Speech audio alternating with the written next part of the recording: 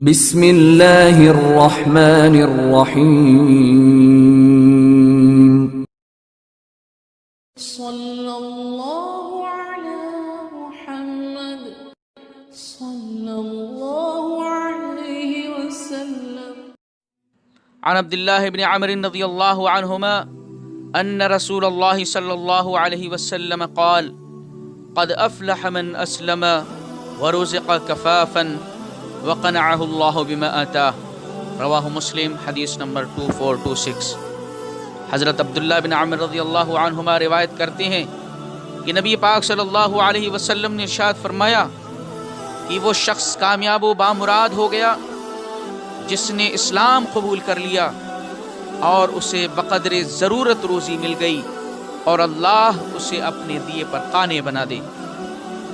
پیارے رسول صلی اللہ علیہ وسلم نے اس حدیث کے اندر یہ بیان فرمایا کہ جس شخص میں 3 چیزیں پائی جاتی ہوں تو گویا اس نے دنیا اور آخرت میں کامیابی حاصل کر لی.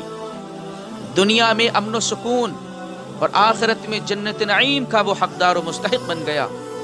وہ 3 چیزیں جن سے فلاح و کامیابی حاصل ہوتی ہے: نمبر 1 اسلام کی دولت سے مالا مال ہونا، نمبر 2 ضرورت کے مطابق رزق کا حاصل ہو جانا، نمبر 3 اللہ کے دیے ہوئے رزق پر صبر و شکر اور قناعت کی توفیق کا حاصل ہو جانا.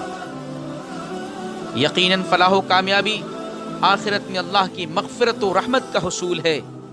اللہ کی رحمت حاصل کرنے کا ذریعہ صرف اور صرف اسلام ہے.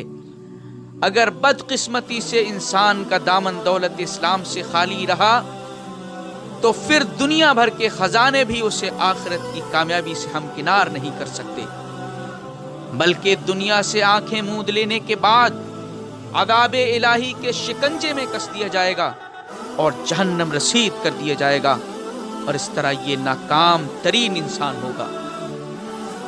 اسی طرح بقدر ضرورت رزق جو نہ کم ہو نہ زیادہ ہو اس کو کفاف کہتے ہیں. یہ انسان کو سوال کرنے اور بھیک مانگنے سے بچاتا ہے اور لوگوں کے مال سے اسے بے نیاز کر دیتا ہے. اور قناعت یعنی جو کچھ اللہ نے اسے دیا ہے اس پر صبر و شکر انسان کو حرص، لالچ اور مال کی دھن میں ادھر ادھر بھٹکنے سے محفوظ کر دیتا ہے. گویا بقدر ضرورت روزی کے ساتھ قناعت و استغنا کا مل جانا امن و سکون کا ضامن ہے، ورنہ دنیا کی حرص اور زیادہ سے زیادہ دولت کمانے کی خواہش اور کوشش انسان کے سکون کو چھین لیتی ہے.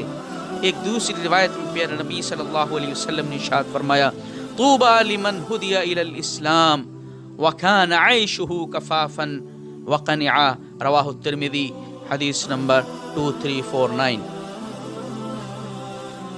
پیارے نبی صلی اللہ علیہ وسلم نے ارشاد فرمایا اس شخص کے لیے خوشخبری ہے جسے اسلام کی ہدایت دے دی گئی اور اسے بقدر ضرورت روزی مل گئی اور پھر اس پر وہ قانع اور مطمئن رہا.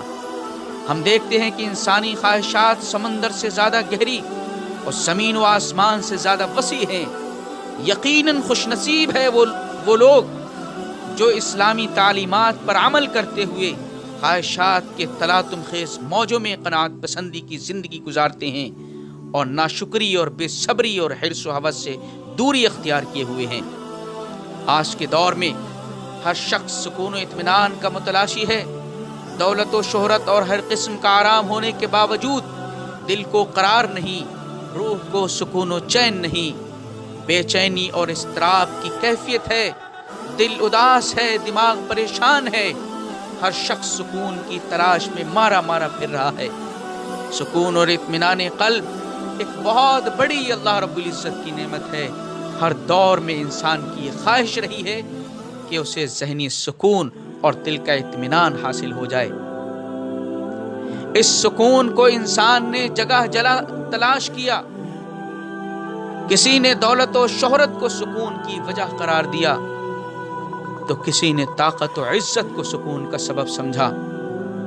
لوگ ذہنی سکون ڈھونڈنے کے لیے مختلف طریقے استعمال کرتے ہیں. بعض لوگ زیادہ سے زیادہ دولت اکٹھا کرنے کی کوشش کرتے ہیں تاکہ انہیں سکون و اطمینان حاصل ہو جائے. بعض لوگ سیر و تفریح میں سکون تلاش کرنے کی کوشش کرتے ہیں، اور اس کے لیے وہ نہ جانے کن کن ممالک میں خاک چھانتے پھرتے ہیں، مگر سکون پھر بھی نہیں ملتا۔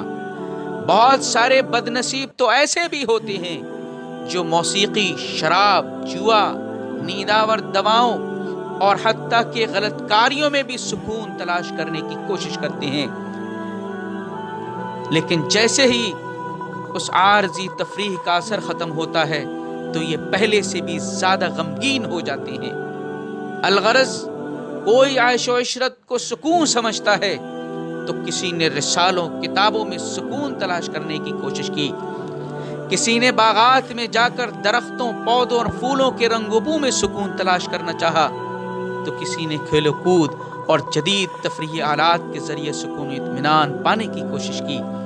انسان نے سکون کے حصول کے لیے جتنے بھی طریقے اختیار کیے، ان میں کسی طریقے میں وقت برباد ہوا، کہیں پیسہ ضائع ہوا، اور کہیں ایمان و اخلاق کی خرابی و بربادی ہوئی، اور کہیں صحت کو بھی کھو دیا۔